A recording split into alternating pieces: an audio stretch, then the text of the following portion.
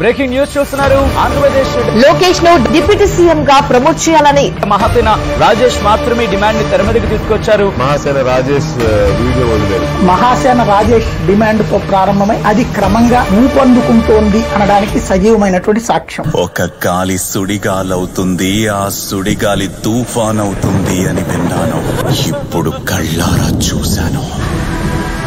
దయచేసి వారసత్వం అనే ముసిగేసి నారా లోకేష్ గారిలో ఉన్న అర్హతని, ఆయన పడిన కష్టాలని అవమానాలని తొక్కేయకుండా ఆయన ఇమీడియట్ గా డిప్యూటీ సీఎం గా అనౌన్స్ చేయాల్సిందే. లోకేష్ గారిని డిప్యూటీ సీఎం చేయాలనే విజ్ఞప్తి క్రమక్రమంగా పెరుగుతోంది. అధికార ప్రతినిధి నా మనసులో కోరిక కూడా అదే. ఓ మై గాడ్, నా మనసులో కోరిక కూడా అదే.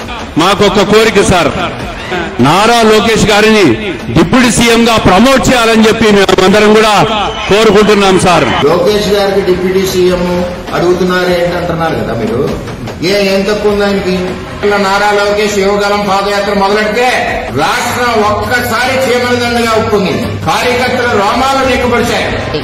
డిప్యూటీ సీఎం పదవికి నారా లోకేష్ అర్హుడని సోమిరెడ్డి అంటున్నారు.